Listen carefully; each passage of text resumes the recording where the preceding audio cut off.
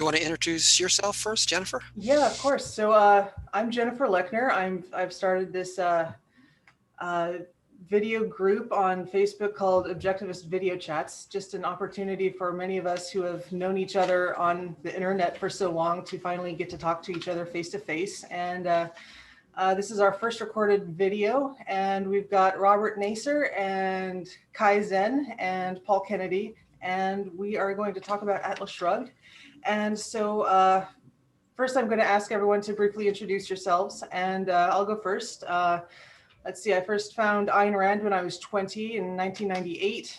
Read Atlas Shrugged first, took me about a month. I went from, took me from being a hardcore leftist liberal to an Ayn Rand objectivist. Took me about 6 months to redo my thinking.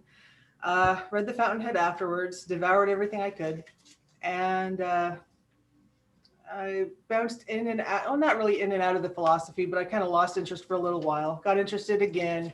And so back when Facebook really exploded, I guess in 2010 or so, I got connected with a lot of other objectivists and really developed my interest in the philosophy and everyone else who enjoys it. So anyone want to go next? Oh, I can. All right. I first came across Ayn Rand's ideas in a serious way at age 18, and I read The Virtue of Selfishness in about in a day, more or less than 24 hours, most of it, and I was stunned by it. So this is between high school and college, and the first novel was The Fountainhead. And then after it was Atlas Shrugged, and I was, a little bit disappointed in We the Living because I think those first two were magnificent. So right now, or those last two, and so right now I consider myself to be a radical objectivist who believes in 95 to 98%, which is at the most you can believe in. If you believe in 100%, then you may be a cultist. So you're not a true objectivist. And I'm also a radical writer, so I write mostly nonfiction. And I live in New York City. Nice. Paul, you want to introduce yourself? Sure. So I'm about to turn 31. So I born in 1990 and first came across Ayn Rand. Like Kaizel, I first read The Virtue of Selfishness. That was the first book of hers that I encountered. And it sounds like I get the impression that more people encounter her first through fiction. But for me, it was nonfiction, and which I think was great because I've never been huge into novels. In fact, I think my mom handed me a copy of Atlas Shrugged when I was 14 or 15 or something. And I was like, this book looks huge. And I just kind of put it on the shelf. Uh-huh. And then I came across The Virtue of Selfishness when I was 16. I was visiting my grandparents' side, my mom's side of the family, and just kind of perusing the shelves. And I remember I had accumulated a stack of yay high of books that looked kind of interesting. And then I saw a book called The Virtue of Selfishness, and I was like, whoa, I got to read this. And I just put all the other books down and started going through this book. And like Hazel said, it was a real page turner for me. And I just thought it was the most amazing thing that I had read to that point. And then went back home and eventually found a few more of her books in a used bookshop for the New Intellectual, Anthem, and The Fountainhead, all very old copies. And then read Atlas Shrugged, I think when I was 17, I want to say. And then really started getting very, really into her philosophy around that time, 2007 and 8. And started going online, finding lots of other like-minded people on Facebook. And then just started going through all the books that I could get, Opar, The Voice of Reason, et cetera, et cetera. And went to my first Objectivist conference in 2009, and then and was actually in the OAC for a little while. And then I had kind of a period of not exactly how to describe this, just kind of cooling off a little bit. I was pretty intense on it for a while there around 2008, 9, 10. And then I just kind of basically took a break from my involvement in the community for a few years and really focused on getting my engineering degree and just kind of more direct things in my life. And then I've kind of started getting back into it in the past 3 or 4 years. I'm going through OPAR now again, actually, with a friend who's not an objectivist, but an old college friend who just was kind of interested in, going through the book with me. So we're kind of going through it chapter by chapter a week. And let's see, I guess that's a pretty good overview. Yeah, I guess I'll end it there. Excellent. So Alan just joined us. Can you hear us? You're muted if you can hear us. Yeah, it looks like his microphone is off. I see a red microphone with Yes. There we go. Oh, there we are. It's on. Your home is magnificent. Oh Yeah, yes, really? It's just a little castle that I occasionally frequent in Scotland. Excellent. Until they make a claim on the photo. It's like a museum. No, that's yes. Well, I have a number of things, including Hobbit Hutch. No, my place is pretty plain. So That's an artificial background. Oh, very nice. oh yeah, absolutely. Wow. I'm quite minimalist, as you can see. Yeah. I for some reason, the Zoom thing suddenly lost all of my backgrounds, including my actual place. I actually had a cleaned up version of my place, which was convenient for, things like interviews. Like, okay, there's the bookshelf, and it's like actually, not stacked. Excellent. So we were just going around and briefly introducing ourselves and just saying how we found Atlas Shrugged. So Robert or Alan, whichever one of you would like to go next. Well, I'm here, so I'll shut myself up after. But yeah, okay. I'm Alan Nittickman, aka Alan August. I don't know what do I do. Right now, I'm doing voiceover, that sort of thing, and that sort of thing. I did about 30 years of IT in that, and then another 20-something years of professional opera. And so, so a person with a, kind of a loose rudder, I guess you'd say. But anyway, as far as Ayn Rand and Atlas Shrugged, I discovered those well out of college.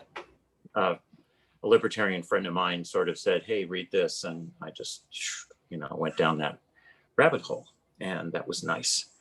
And didn't realize that there was even an objectivist community until years later. I thought, wow, I'm all alone in this. That's amazing. All these, So and then bumped into the Southern California crowd. So discovered those people, and that's kind of it. So I'll shut up now. Nice, perfect. Robert. Okay. I thought everybody knew my story. I'm Robert Nacer, and I read The Fountainhead in high school, and it seemed pretty cool. And when I reread it in my late 20s, I had a little more powerful reaction. I thought, this is great. This is greatness. This is a really great book. And so I finished that, and then I read Atlas Shrugged, the topic for tonight's conversation. And when I read Atlas Shrugged, I went from thinking this is great to, wow, this is true. This really is the way things are. And that was the shift that hooked me. I guess by Kai's definition, I'm a cultist, because there's nothing that I don't agree with in the philosophy. So I guess you'd call me 100%er. That doesn't make you a cultist. No, it doesn't. That's right. And so my whole emphasis has been on using these ideas to live as good a life as I can, which Sounds great. Sounds obvious for the philosophy for living on Earth, but I'm always surprised how many objectivists think that half or more of the philosophy is about fighting political trends. Yeah. On the internet specifically, you got to remember that part. Yeah. So it's one of the reasons why when I spent enough time in a professional IT career, which Objectivism helped me get into. I decided to retire early from that and start writing and podcasting, and that's what I'm doing now. So I have a podcast called 5 Minutes with Robert Naser, and my whole focus is on living well, applying wisdom to actually living your life. And that's me, that's my project. But again, I read The Fountainhead, I thought this is great. I read Atlas Shrugged, and I thought, oh, this isn't just great, this is true. Very nice. Yes, highly recommend the Naser podcast. It's good stuff. All right, so Do you mind if I jump in, Jennifer? sure, go ahead. Yeah, I was just going to say that all of you had really interesting things to say. I thought, Jennifer, I thought it was really interesting. I always find it really interesting when people come to Objectivism from a very different initial starting point, especially like from a left. Did you say like socialist? Yeah, wow. I wasn't really deep enough into these specific definitions to say I was a socialist, but I pretty much thought, well, the government's job should be to redistribute the goods. But yeah, there were times when I seriously considered registering with the Green Party, so that might tell you a little something. But I think more fundamentally, I was really into reason and logic and like technology in the future. I was kind of like a Star Trek liberal, you might say. And so like the underlying, like the more fundamental things were already there. Like like I had already figured out for myself that, the reason that contradictions tell you that something is wrong is because contradictions don't exist. And then when I read that contradictions don't exist in Atlas Shrugged, it was like, whoa, this is great. This is where I'm at. But anyway, Yeah, I was just gonna say that I was already very well, I guess, primed, I guess you could say, for accepting the philosophy. And when I read The Virtue of Selfishness, to me, it felt like it was like what I thought, but put much better than I could possibly put it, kind of thing. Yeah. And then Robert, when you said, when you said that you agree with the philosophy entirely, that's really interesting to me because I know that you're also kind of involved in the less wrong / rationalist community, right? I'm sorry, in which? You're part of the less wrong / less wrong, yeah. And, I haven't been um, involved so much as an observer, but I've been pretty deeply into it. That I'm really interested in that because I don't know of that much overlap between these two groups. I mean, I'm sure there is overlap. I know of a few people, but what I'm really interested in is kind of reconciling these two things, because it seems like there's a lot of ways that they're in tension with each other, or in what's the word, opposed to each other. But then there's also ways in which they're, I think, compatible, and it's not clear to me where exactly the boundaries on that are, and which things are less wrong. I've had those thoughts many times. If you could just get them to agree on their definitions, would some of their differences be straightened out? Or if not, at least clarified. Oh, okay, well, now that we agree on our definitions, here's where we disagree on our conclusions. You take the idea of modern, I shouldn't distract the group, just 30 seconds. They take the idea of modern skepticism, the idea that certainty isn't possible, that all certainties are a ratio of, approaching one, but never actually achieve, or what you would think of as 100%. You never actually achieve 100% certainty, but that's okay because you are more certain of something.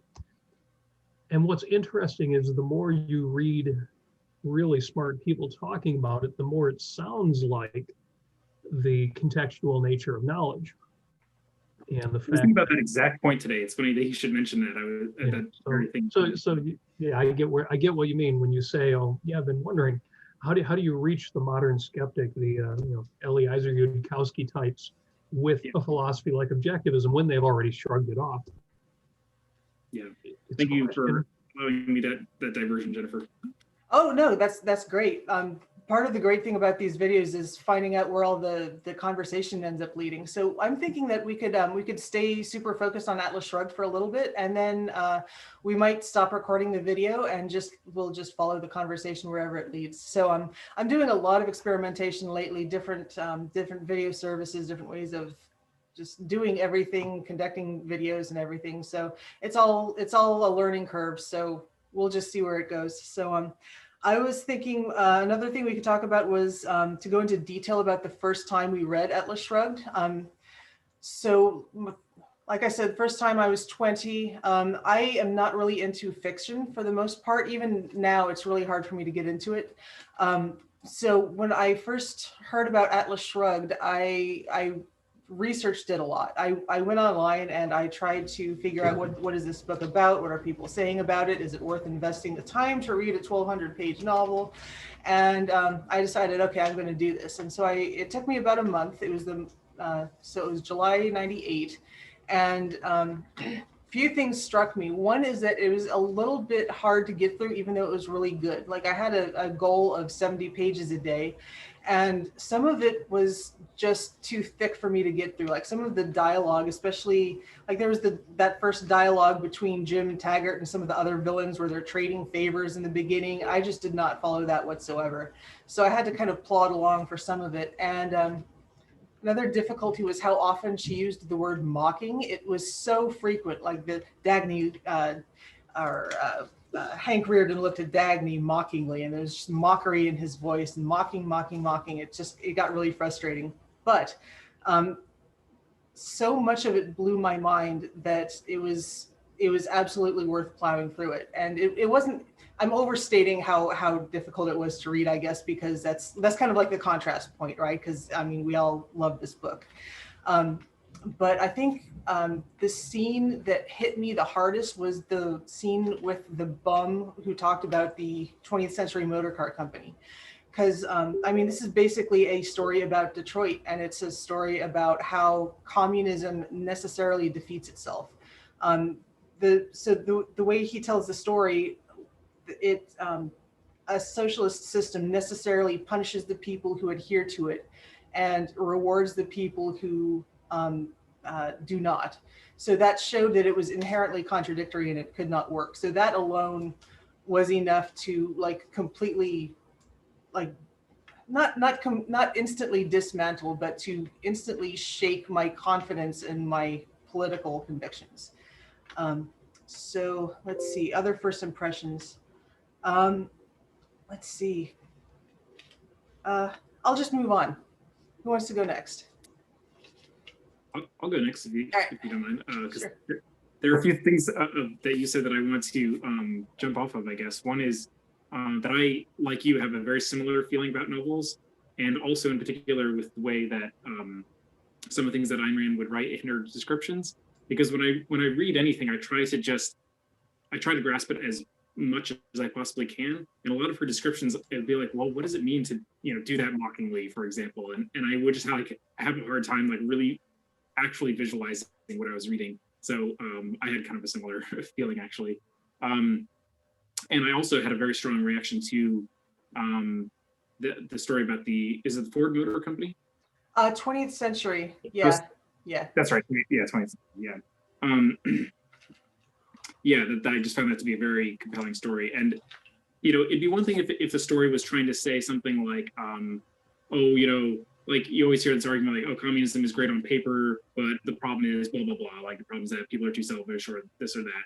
And it's like, then that would be saying like, oh, well, it's still an ideal worth striving for. So if we can just kind of figure out the magic formula, we can be good enough to live up to this great idea.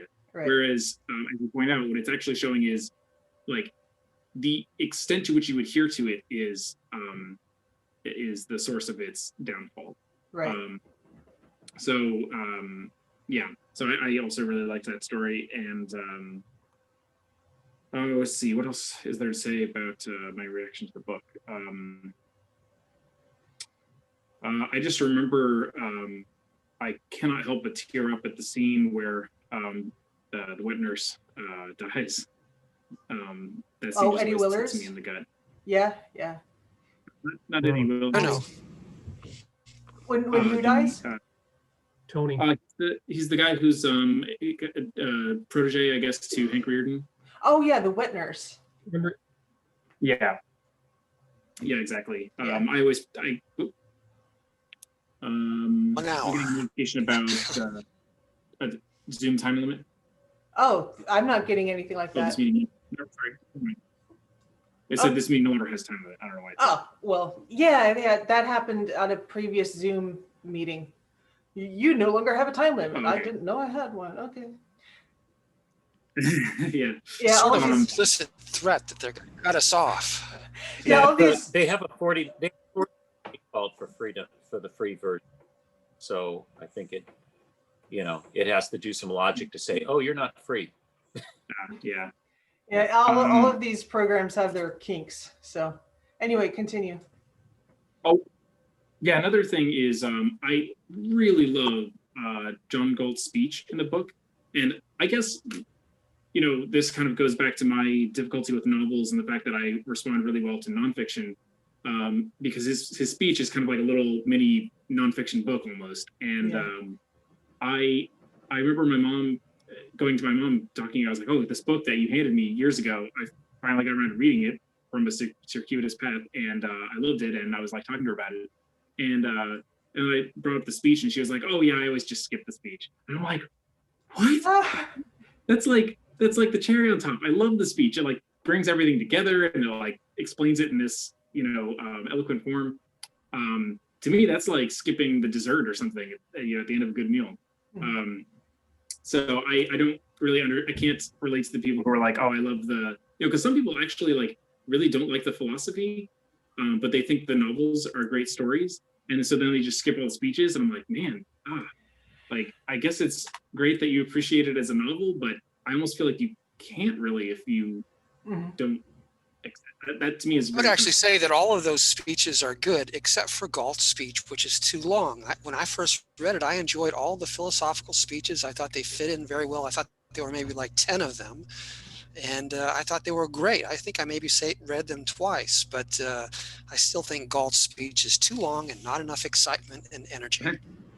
Interesting. Yeah, I think I may have actually, I mentioned that after reading Virtue of Selfishness, the 3 books I picked up hers were Anthem, For the New Intellectual, and Fountainhead.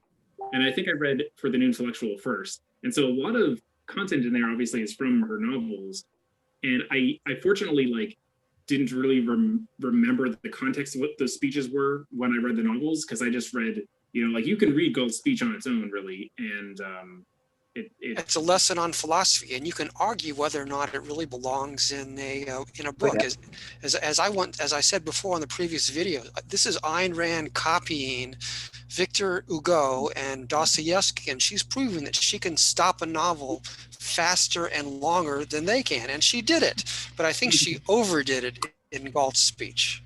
Well, the best argument against what she did with that speech in particular is in this book by one of her harshest critics, The Romantic Manifesto, which she happened to write, in which she said that the point that she considered herself primarily a writer, a novelist, and that a novel was, the important thing in the novel was basically telling the story, presenting the story through the characters, and that it was no place for propaganda or political statements. And so, I mean, that's true. That's important. And I don't know if anyone has read Robert Bidinato, but I've actually had small email conversations with him in which I explained he needs to add in more philosophy. I'm very disappointed he doesn't copy Ayn Rand, and his novels featuring his revenge hero. I want them to be more philosophical. And Robert Bidinato says specifically, no, I'm not going to do that. I want more action. Yeah, well, there is definitely a cognitive disconnect with Ayn Rand. With if you read the Romantic Manifesto, and you should, it's like in the first, it was like maybe the first or second chapter where she says that explicitly, that you don't just go giving speeches in a novel. Well, I think that she has a good reason for doing it in the context. Like, for instance, the money speech, the Francisco's speech. I mean, it makes sense in the context. These people, and I accepted it in that. Well, these characters like to talk. I guess I kind of see your point in the when I got to Galt's speech. Yes, that became a project I mean, I mean, I'm jumping way ahead here and I'm interrupting you, but yeah, it very much does not fit in the book, but it was something that she had to say.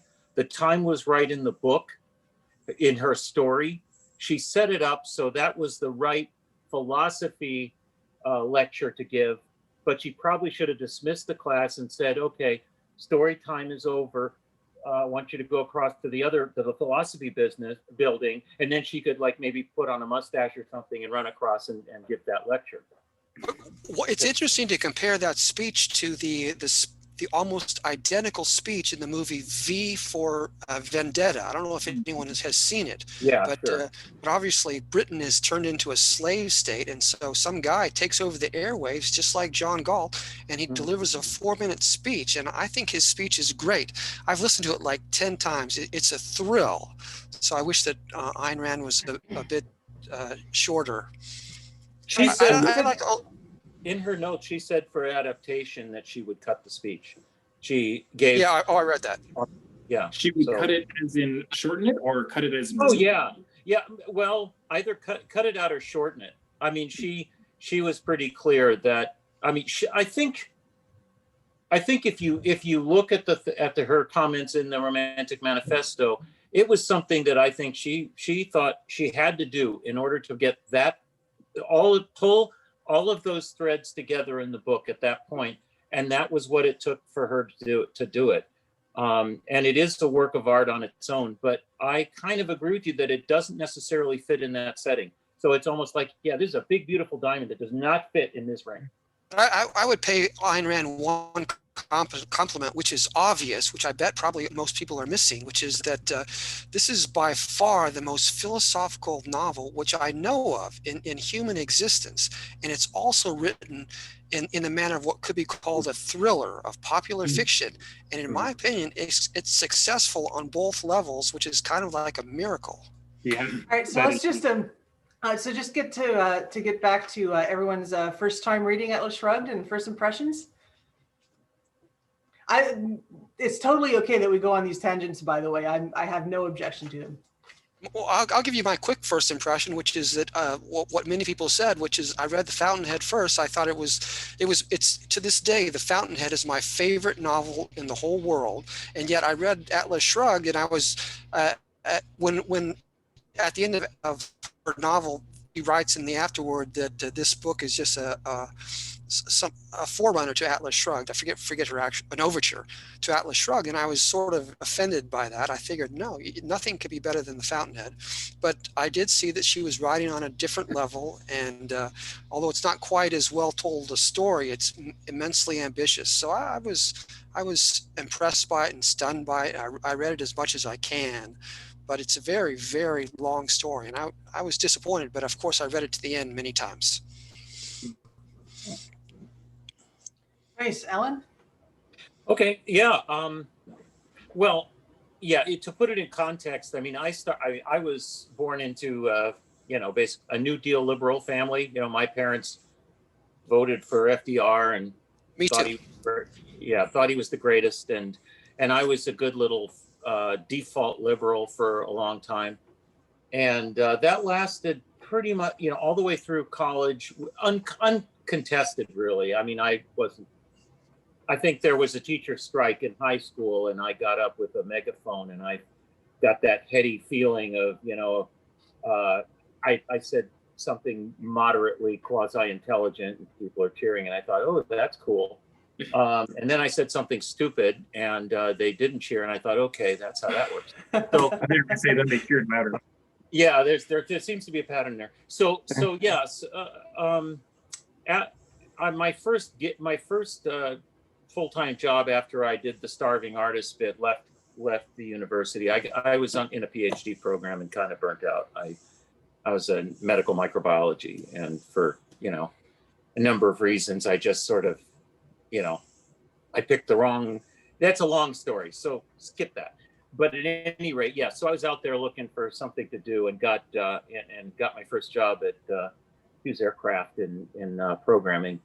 Hadn't done, hated programming in college, and I took one course and, well, I took a couple, but I took one at UC Irvine, and somebody was asking me, well, what do you think about computer science? And I said, okay, so here's the thing. I just come out of an all-nighter, coding assembler language. And I said, I look at, we're walking across the lawn. I said, I look at that blade of grass, and and then I drag it into the lab. And at the end of that day, I know something that nobody else on the planet ever knew before. And now I know it, until I publish it, I'm the only one, and I said, I go into the lab, I come out of that lab after like 8 hours of struggling through something. And I know something about the psychology of an IBM system programmer that I never knew before. And I don't care, he was lazy, and that's why I was working so hard. So, I mean, that's rather a simplification, but yeah, so I considered myself a scientist, and then got off the track, left school, ran away to be a writer, did promotional writing, did a bunch of stuff, and then decided that somebody needed to be making a living. I was married at the time, and so I got a job at Hughes Aircraft, and the guy who was in my little kind of joint cubicle area in the corner was a professor of economics from Long Beach, Cal State Long Beach at the time, and I had an argument with him about economics, and I said something. Well, yeah, what about the space program? And every answer he gave me, kind of, I couldn't answer, and I'm going like, oh. Basically, he was an Alton Allen, standard, free market, classical economist. And after arguing with him for, like 2 or 3 times, I tried and lost. And he said, okay, read this book. So I had a tutorial in classical economics, free market, and all of that in my first job. So I got through he said, just read the first 4 chapters and we'll work this out. So I had an unofficial economics education, and then that caused that through that I ended up meeting some people who turned out to be libertarians, and I ended up at the first Libertarian Party convention in Long Beach, and there were a bunch of crazy people, in ways we can get into some other time, and one of those people said, here, you should read these books, and like you said, Kai, I read The Fountainhead first, and my perspective, I guess, is different than you folks in that I was a writer on my own, and I loved the French stylists, the modern Americans, the 19th century crowd, the romantic stuff. So I'd read a lot of literature. I read a lot of fiction, and my first impression of The Fountainhead was that it was like carved out of granite. He's working in a granite quarry, but I was thinking that's what this thing sounds like. Her language is so harsh and powerful and chiseled, and strikes like with some an impact, and that Good was my way to first describe it. That's well good. the fact, yeah, but years later I came back to it and I thought, no, this is so refined. But I'd been reading all of this French and modern American literature where they'll take 2-3 pages to describe a sunset. And, oh, it's such a gorgeous sunset. Why do we care? I don't know. It was a pretty sunset, and she was going like, okay, this is the description I need to bring you into this scene so I can hit you over the head with an idea. And so by the time I read Atlas Shrugged, I'd already discarded a lot of those passively accepted ideas, and it was just exciting to read. Because I knew what she was doing. I thought the story was an excellent story, and that was great. But I enjoyed the speeches because she was breaking into little tiny granules all this stuff that I'd sort of been accreted, from civilization around me, and it was a lot of bad ideas, and I got into a lot of arguments with my parents and other people that used to be friends. So it was entertaining and liberating. But yeah, it was, for me, I just remember being really excited and exhausted, as you said, Kai. I mean, some of those speeches took a long time to to pile through, because she doesn't waste time saying the same thing over and over again. I mean, people will say that. It's not true. Everything she does, she'll look at something from a different point of view. She'll show it from a different perspective, but it was always new to me in that book. Everything that she was presenting was, here's a different way to look at it. Here's a philosophical way to look. Here's an artist's way of looking at this. And in Fountainhead, you could say it's like theme and variations, like a musical composer. So she told us the same story over and over, but I would still dispute you a little bit. I read an early critic of her saying that even if you agreed with her viewpoint, you would be tired of it long before you got to the end of the novel. And so I think there is something to be said for that. Even though someone like me who agrees with it overall enjoys the many different perspectives, the personalities, and also the many different restatements of the philosophy. I enjoyed all of it, except for Galt's speech. Okay, that's understandable, and I think that the Rand who wrote Romantic Manifesto would agree with you and say, yes, that was a bad idea. That's a bad. We should cut that out. You think that Rand would have changed her mind between when she wrote Atlas Shrugged and Romantic Manifesto? I've read she's got the art of fiction and the art of nonfiction, and I was reading through the art of fiction, and there's some things that she said that I'm like, but you did that to Eddie Willers, but you did that in Atlas Shrugged, and apparently she changed her mind about a few things, either that or she had her reasons for violating her own rules. Either way.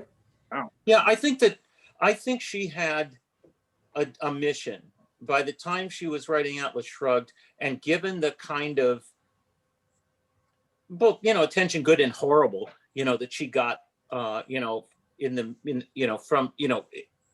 the Fountainhead did a lot of good for. I mean, she got a movie out of that, and by the time they got to Atlas Shrugged, yes, she's getting Whittaker Chambers damning her to hell in the National Review, and and being attacked on all sides. But I think before she finished it, at least according to her notes and what I've read around it, the subject, that she thought it was going to be well received, and she was rather disgusted at the response. So I don't think there was no bunker mentality. I just think that she had pulled all of these things together as part of writing this book. I think she really focused, because even Peikoff mentions that with regard to some of her early Nietzschean ideas just sort of evaporate.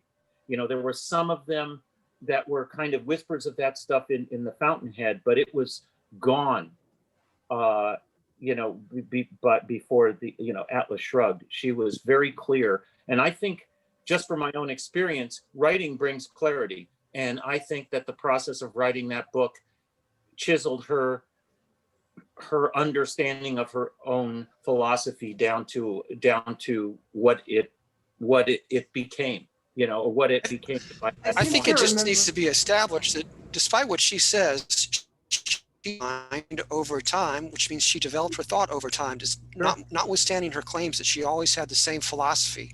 She absolutely did not. She absolutely improved her thinking over time. She changed it, and for the most part, she changed it for the better. Yeah. As far as the reception of Atlas Shrugged goes, I seem to remember from one or both of the Brandon biographies that the people in her circle were expecting people that, like, within a few months the whole world would be capitalist, like everyone's mind would be blown. And she kept saying, no, this is going to be severely attacked, so be prepared for that. But what she was not prepared for was the lack of supporters. Like, there were so few supporting reviews anywhere that was what really got her down. She was expecting opposition. Yeah. She was not expecting the lack of support, and that was demoralizing for her. Right. Yeah. Yeah, because it's a stunning achievement in philosophy and fiction. And so to have such a sort of watermark event of all time in human history, and then to have so much hostility and indifference combined, that shocks me to this day. I guess I'm a little bit, I've been in this world for a while, and as have we all, but like me. Yeah, but I'm not. I mean, I'm not shocked because it was a genuine threat to what's his name, National Review. William F. Buckley. William F. Buckley, yeah, white suit, pretentious asshole. He That's was right. he was coming from the classic Christian right, an altruist perspective, and he basically assigned Whittaker Chambers, this ex-commie, to trash that book. And it was actually obvious that he hadn't even read the book, because there was like zero comprehension in his denunciation. But to her, I don't think she gave that, 2 seconds of thought. But the idea that Buckley, she wasn't surprised about him and his character, but the idea that he would actually dedicate an issue to denouncing her. And I think, I don't know about Rose Wilder Lane or Isabel Patterson, her friends. She had breaks with most of her intellectual friendships.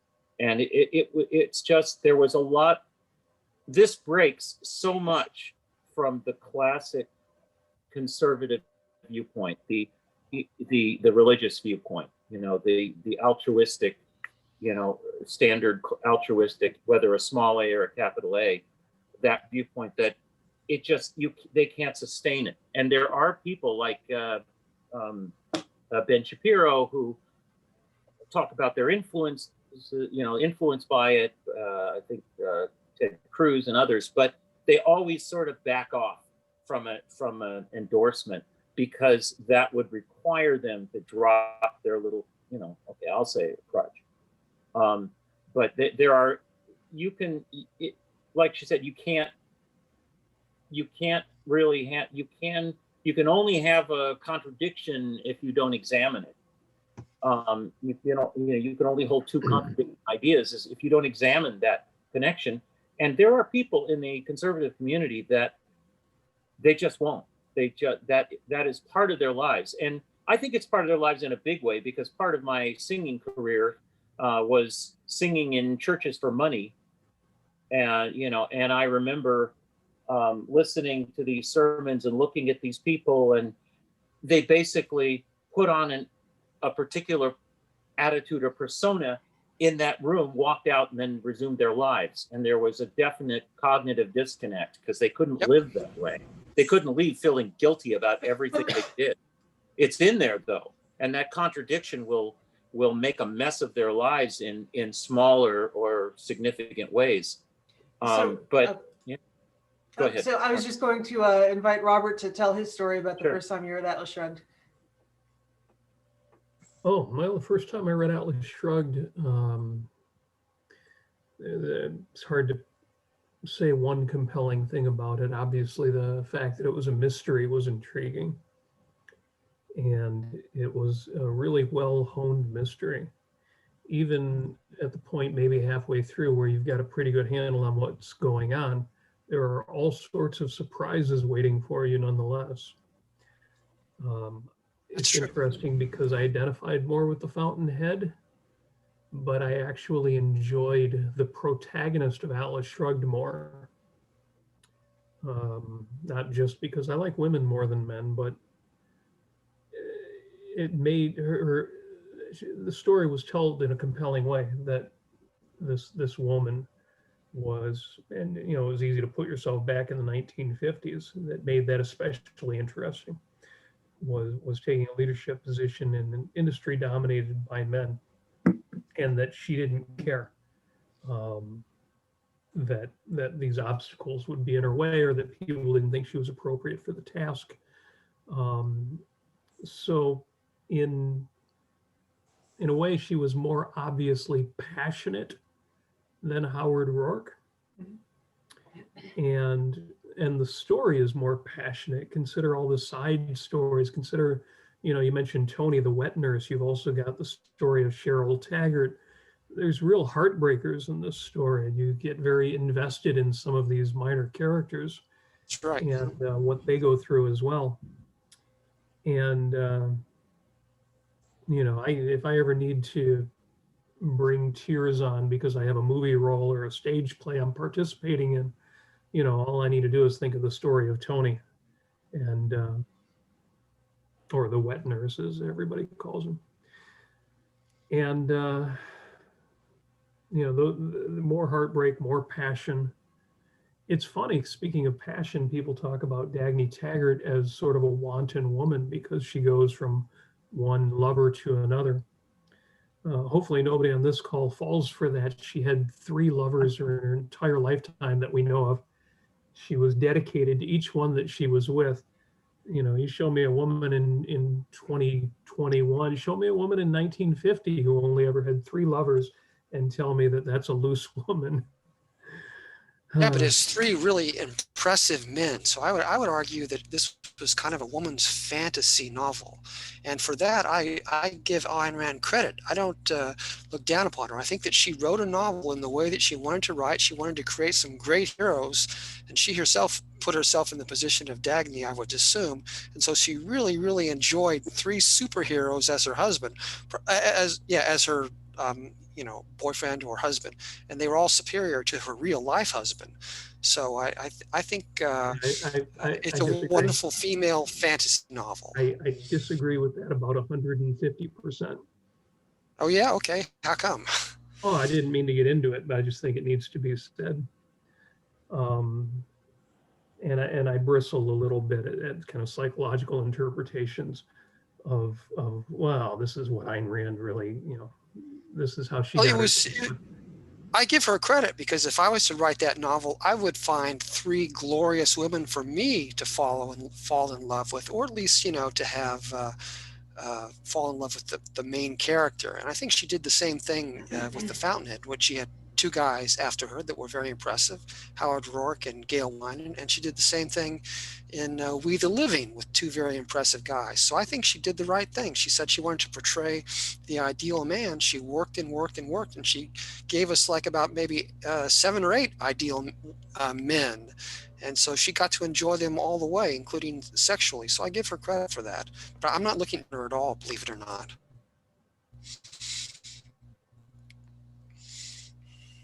Nice. So one thing that did give me pause about Dagny and her 3 guys was when she landed in the valley. Spoiler alert: she lands in the valley and she sees John Galt, and she completely has no thought whatsoever of Hank. Like she falls in love with John Galt so quickly and so completely that she, like, it never seems to occur to her that, hold on, I'm taken already, and maybe I owe Hank at least some loyalty or at least some thought as to, oh wow, well, he's going to be really hurt by this or something or other. But she doesn't seem to think of him at all until she sees him circling above the valley and you know, is worried for his safety. So Good point. So that kind of struck me. Actually, it kind of still strikes me that, like, she was able to just instantly forget about the man she's been with for a couple of years when some new guy shows up. It's jarring, and I don't know, it's kind of hard to reconcile for me. Yeah, there's a subtle, I mean, somebody pointed this out to me a while ago, and it is pretty damn subtle. And I don't know that it would answer your distaste for that, but pointed out that when she was talking with Hank the last time before she goes to the valley, she's talking about their relationship in the past tense, and it was over. And it has to do with his inability, you know, that he just wasn't able to get over that, you know, the sense of guilt and treating her. He did not. It was too late when he actually realized that his wife was, that he owed nothing to his wife, that she had just, you know, she had been actually destructive force in his life intentionally, that you know, his wife's goal to bring him down. And he didn't quite get that. And in that last scene, it's kind of like, it's too late.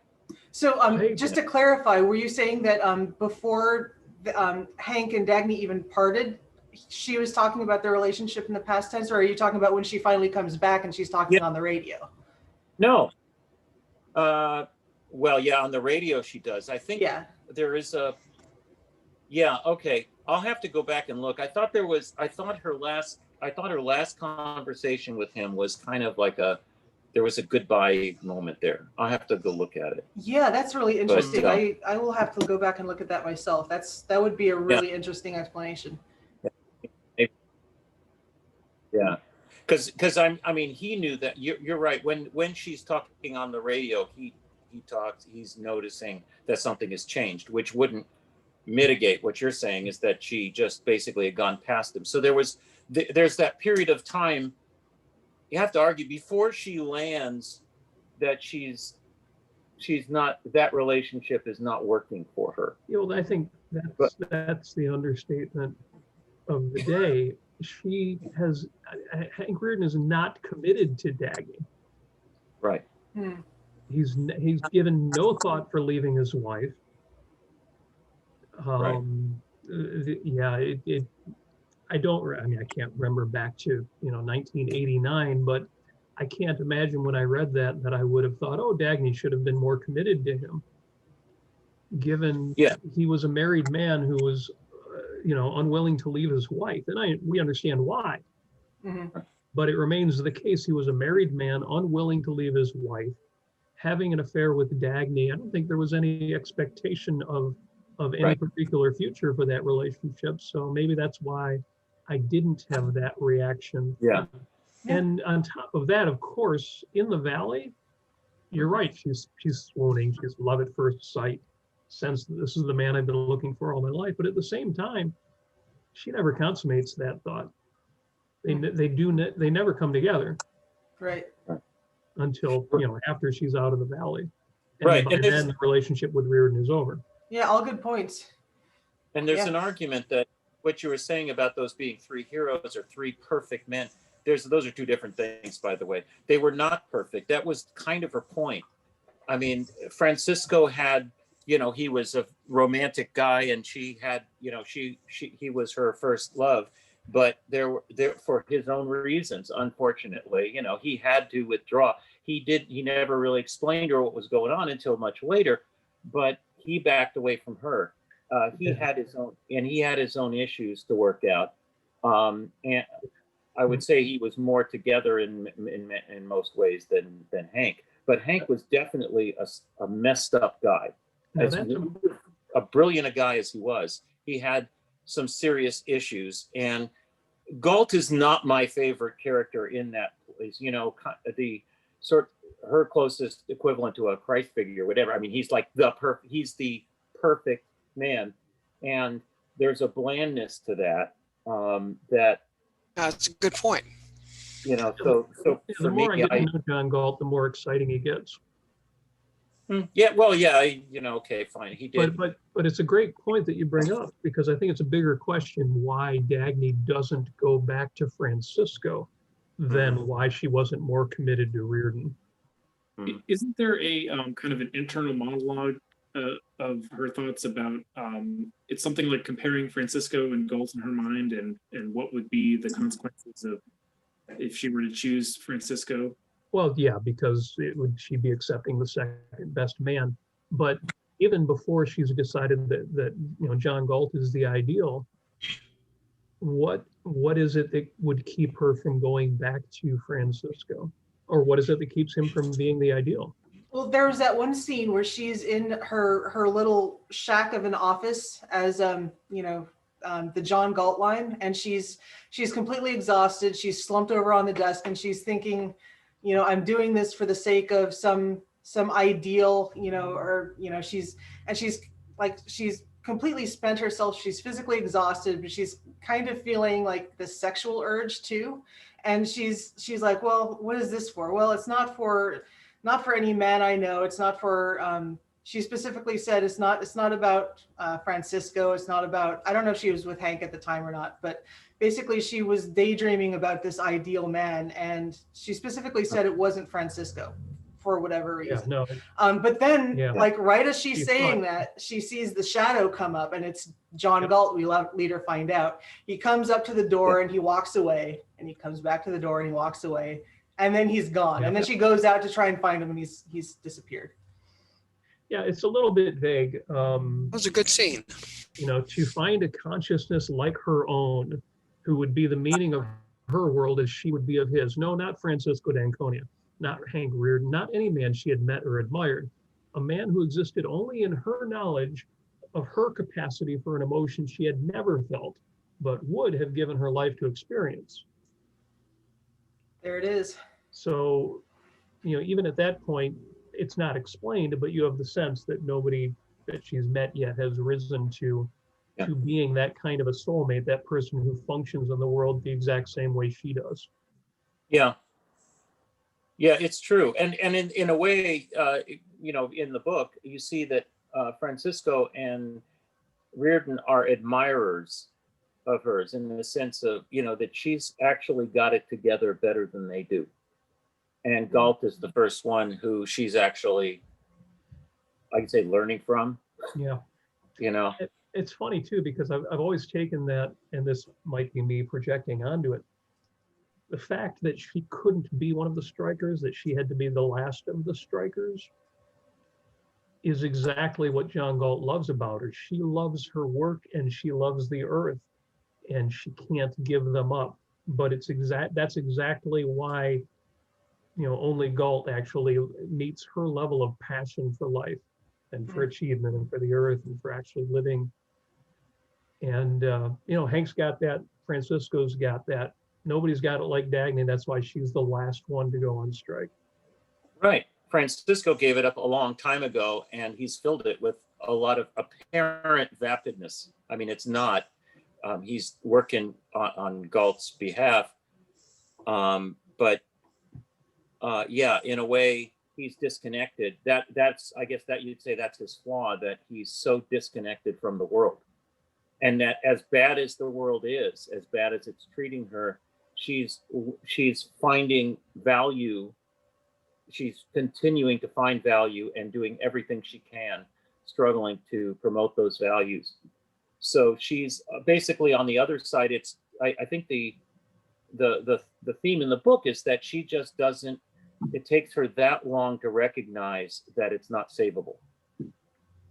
And I'd actually like to ask everyone a question. This all reminds me of something that occurs to me, which is that does reading Atlas Shrugged and the philosophy of Ayn Rand make your life richer and fuller and happier? Oh my God, yes. I have an answer, but I'd like to hear what everyone else has to say. I have an answer from Nathaniel Brandon too. My answer. I think for me, I don't. Oh, well, my answer is yes, and I've answered the question because people have asked it. Well, has Ayn Rand, has objectivism changed your life? Because people say, "Oh, this changed my life." Well, how did it change your life? And has it made it richer and fuller and better? Not just changed it. Has it improved it? Yes. Yeah. And it's a long story to explain why, but many of my life's decisions that have made my life richer and better, and that have led to career changes and world travel and appreciation for things I would not have appreciated, came directly out of the philosophical clarity that I got out of reading Ayn Rand.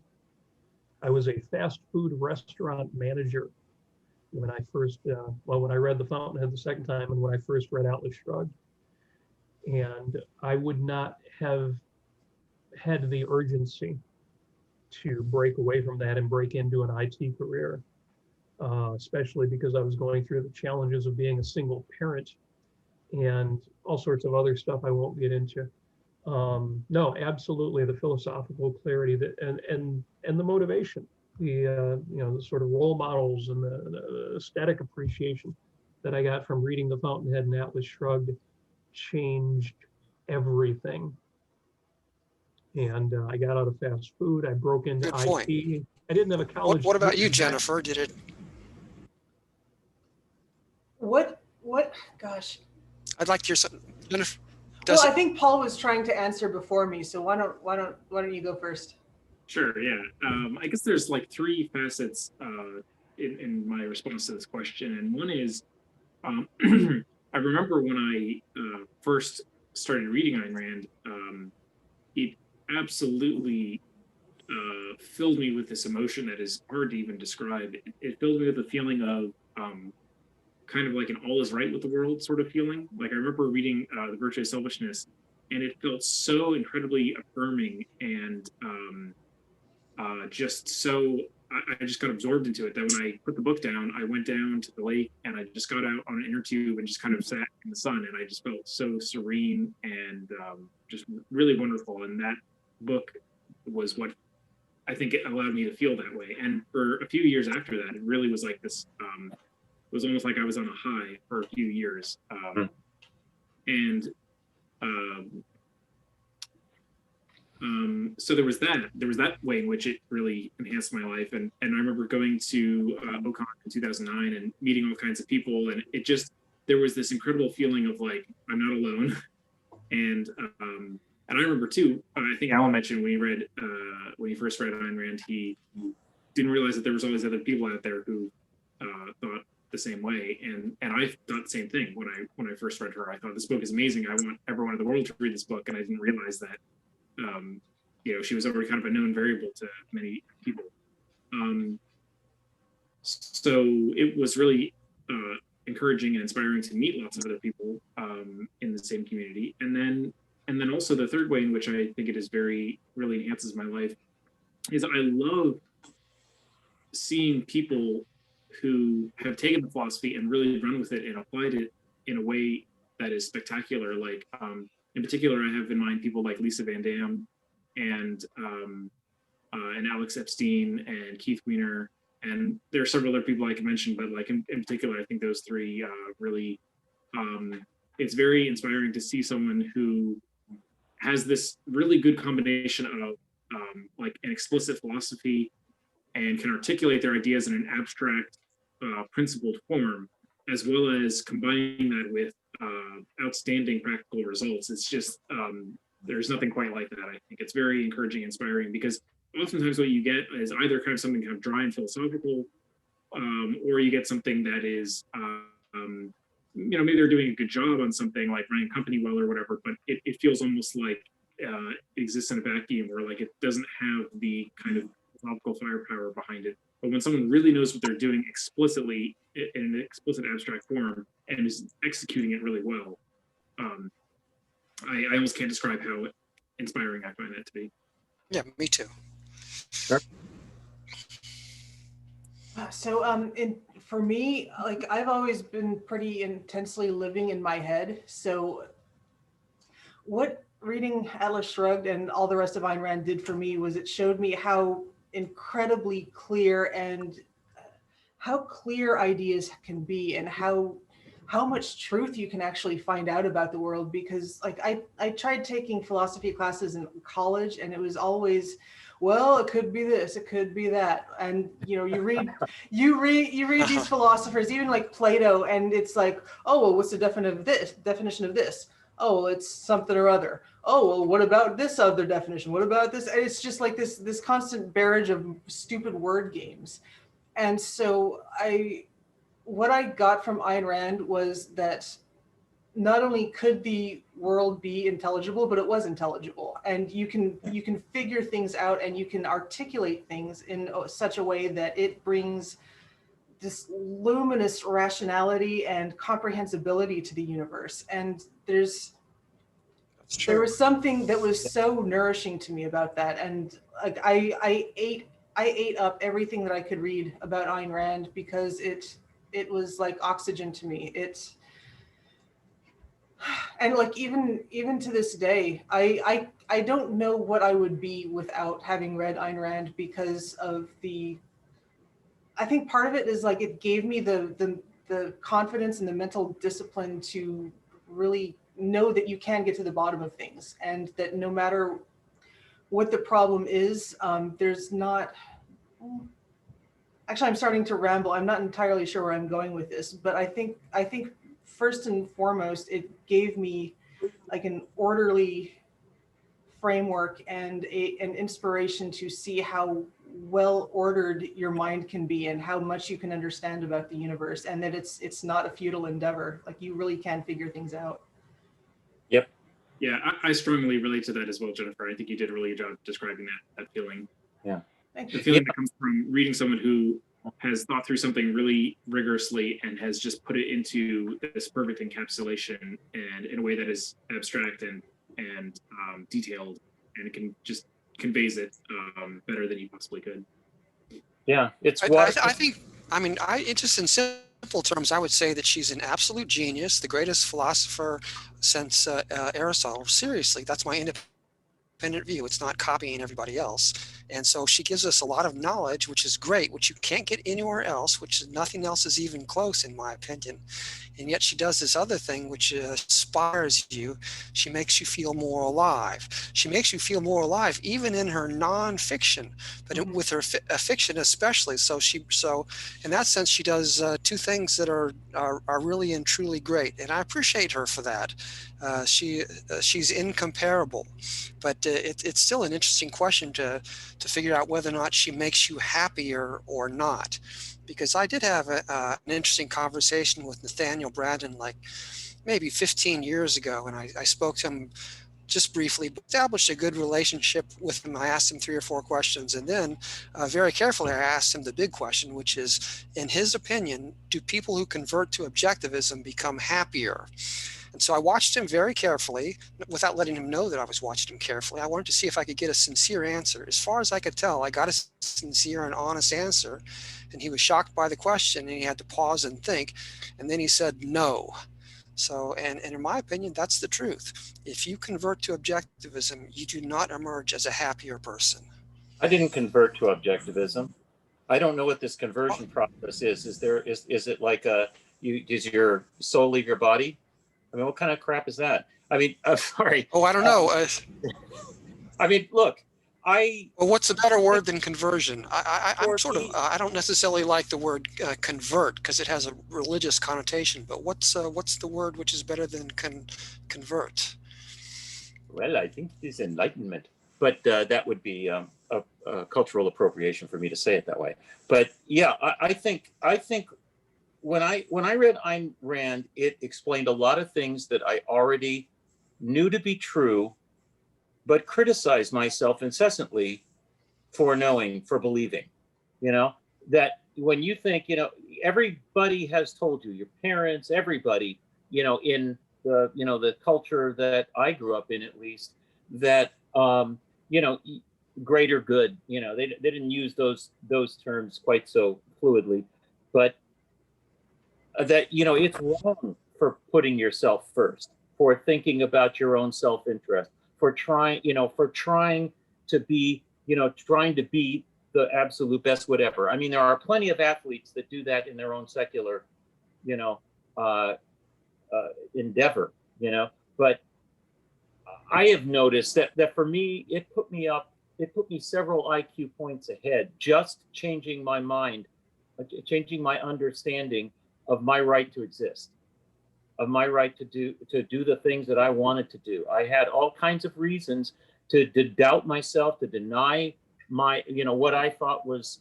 right, because I thought that, well, what I thought was right was wrong, for all kinds of reasons that had been explained to me. And then Ayn Rand is there saying, no, actually not. The only obligation you have is to yourself. I had all kinds of obligations. I was always obligated. I was always doing things for other people. I mean, believe me, that was liberation. And yes, I am happier. And no, Nathaniel Brandon isn't happier, but that's a long other discussion. All right, sounds good. Yeah. Yeah, I know a little more about that than is that fits this context. But as far as my understanding of Ayn Rand, like I say, and I think that's probably true of anybody here who has integrated those principles into their own life, that you just went up several IQ points, because things that would be confusing to you because you're not supposed to believe them suddenly make sense. That's one thing I noticed. I mean, I had conversations with people who had these insoluble problems in their lives, and I looked at it and I'm saying, oh, yeah, you're screwing yourself. Why are you doing that? And it's, well, so and so, you know, said this, and why does that matter to you? You know, and you know, it's like the Gordian knot when, you know, Theseus shows up and goes, oh yeah, chop, yeah, it's free now. You know, I mean, we put those restrictions on ourselves, from the socialization process is basically the process of robbing you from your own agency. And so Ayn Rand is giving it back. And if that made people unhappy, those people are not, they didn't get it. They didn't get it, or there's something else going on. Leave it at that. I just want to mention that I have to go now, but thank you for inviting me to this, and I'm gonna look forward to watching the video of it later to see what I missed. Excellent. Me too. Thank you for coming. It's good to see you. Yeah, you great too. to- Have a good You evening, too. Paul. Cheers. Thanks. Thank you, Bye. Paul. Bye.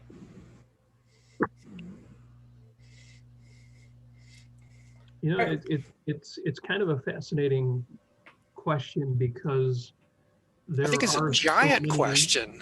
There are so many kinds of types or styles of objectivists out there. Mhm. And it kind of relates to my personal project, which is, you know, answering the question and helping make it the right answer, that what people get out of this philosophy. You know, wisdom is a better tool than a hammer or weapon, but not everybody takes it that way. And yeah, there is a certain kind of person I can see adopting this philosophy and not actually using it to make their lives better or make themselves happier. I Yeah. have seen that before. It is a thing. I don't get it. I mean, I get it, but I don't get it. You know, I understand why Yeah. that happens, but I can't imagine why anybody would want that.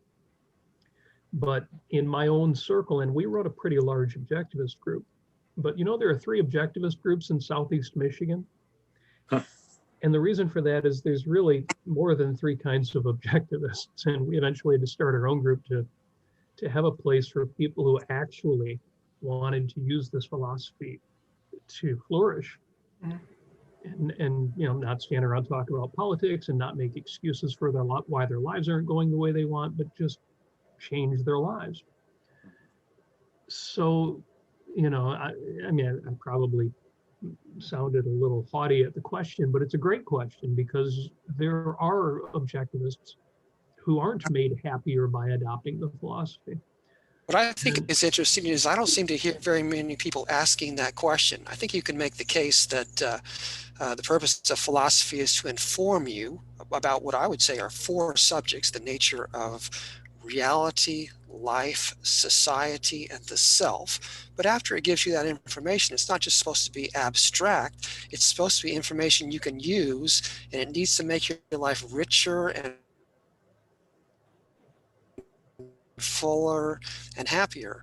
And it seems like it doesn't very much come up in objectivist questions. In objectivist circles, the question is, does this philosophy let you emerge at the end of 1 year or 2 years as a Can I ask you happier person? question?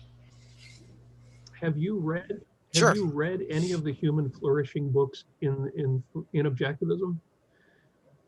Have you focused on Such any as of what? that? Perhaps, possibly not, and that might be a giant lacuna. But can you name 1 or 2 of the Well, best well- titles? Well, like Tara Smith's Viable Values or Craig Biddle's Loving Life. These are fairly recent. Oh, but I have not. but you've got people focusing precisely on human flourishing. You know, Alex Epstein called his podcast initially the Human Flourishing Project. There are people now. I actually think that's an improvement. That's a good In fact, thing. I think that's a good movement. There are so many people doing this now that when I started my podcast, I thought maybe I'm coming on too late. And it's already handled by people like Craig and people like Tara and people like Alex. Oh, the more voices, the who- better. The more voices who do it, the better, because everyone's going to have their own style and they're going to reach different people. Well, Yeah. thank you. That's kind of the conclusion I'm holding on to too. But yeah, and I think that eventually you're going to see more people do what's commonly called life coaching. But you're seeing that on a personal level now. I know people who are accountability buddies, accountability partners with other objectivists within the network. Sounds like a good thing. I also think that psychology and psychiatry are legitimate subjects. It's just they're sort of Yes, they very are. misused. And if they were made more rational and individualistic, that they would be better. They wouldn't have so much an aura of quackery. And I also think that in general, these are the discussions that need to be had freely and openly. And I sort of look down upon the objectivist community in the sense that I don't think there are as many free and open discussions as there should be. Yeah, see, I've heard that, and I know that's been a thing, but it's another one where I'm kind of on the outside of that. And so I probably don't take it as seriously as I should. It sounds like you've been through the ringer a little more than I have. Whereas, I have. And I've been in this since the 80s, but I've deliberately avoided all of that. Yeah. Yeah, I've skirted around the outside of that. For when I did the concert in Palo Alto, all of a sudden I was sort of more in the ARI inner circle-ish, but not really. Swirling the bowl or whatever, or circling the whatever. But yeah, I mean, there are professional objectivists who think their job is to inform other, lesser individuals, benighted individuals, whatever. But I've just gone and lived my own life. And so when you ask the question, it's funny because I have an easy answer for that. Yeah, it made my life better, but it didn't make my life about trying to promote objectivism per se. I mean, if I have friends that are asking questions that are having issues that I think they think things could be better for them, then I generally try to, in my own words, having a conversation in my own words, try to clarify their thought process, try to help them get to the answers that are more beneficial for them. But it's in my own terms. And one of the problems with one of those other flavors of objectivism that Robert is talking about, I think, is just there are people that just use the magic buzzwords, the magic phrases, and that's what they live by. I don't know that they've translated them into their own life. So if you ask them, has it made your life better? Well, they never let it in. It's sort of this. It's an extra. It's a kayak in their garage or something. It's an extra thing they've picked up. Mm-hmm. But for me personally, it's how I live my life. I don't think that I am the perfect man. I think I have a lot of things that I am working on. But the thing is, at my stage of life, there are a lot of things I'm working on. I think that's pretty damn cool. I mean, I think I'm doing new stuff my whole life. So, okay, sorry, go for it. Oh, I would say it's still, I'm still proud of myself in the sense that I did ask Nathaniel Branton that question. And like I said, I had a good relationship during the brief 5-minute conversation. Mm-hmm. And I did ask him a hard question, which he wasn't expecting. And he was shocked by the question and he did pause. And I was watching him carefully to see if he was going to answer honestly or dishonestly. In my opinion, he answered honestly. And so I followed up by saying, well, if they're not happier, then why is that? And his answer was, well, he didn't really have a good answer. He said, because happiness is based on psychological elements. Then he said, oh, in the next couple of years, I'm going to do something on happiness. And I could tell just by that answer that he was not going to do anything, and he did not. But I have my own answer, but maybe it's too controversial as to why many people are not rendered happy by objectivism, even though, just to say something positive, it does the correct thing in that it describes the nature of reality, life, society, and the self. It does it at a very high level. And on top of everything else, Ayn Rand sort of makes you thrilled to be alive. She inspires you, as many people have said, all three of you, I think. And she lets you feel your life fully and richly, and it's wonderful. And she then does this sort of shocking bonus, which is she writes novels, which also can inspire you and provide you with spiritual fuel. So she does those two things really good and great. And so in that sense, she does make your life rich, but maybe that she's got a few other problems too. So on that note, I'm going to stop recording. We can keep on talking. I could be here all night. So I'm just going to stop recording and just tell everyone who's watching the video of this later, thanks for watching, and we're going to be doing another one soon. So that's that. Thank you for hosting this, Jennifer. I appreciate your group and also your idea. This is so much fun. I appreciate Alan and Robert, and I hope neither one of them hate me too much, but I'm a radical all the time. No, as I say, all my life, You know, Kai, I love provocative questions, even when I bristle against them. Yeah. You came to the right place. I will be the #1 provocateur, I think. Even if I disagree with you, that means I'm going to have to think about why. So, I love people that disagree with me. I just want to hear what their ideas are. It doesn't offend me in the least when someone disputes me. well, you know, when everybody agrees with me, I don't learn anything. Same thing. Yeah. All right, Yeah. here we go. Well, I've got to run, but thanks everybody, especially thank you, Jennifer, Okay. for putting this together. Yeah. Thanks a lot. But everyone, Yes, really, Kai, thank you for Alan, and, thank you for Robert, Allen, and Jennifer for putting up with me for the moment. Ah. All right. Bye, Robert. all right, thanks. Good night. All right.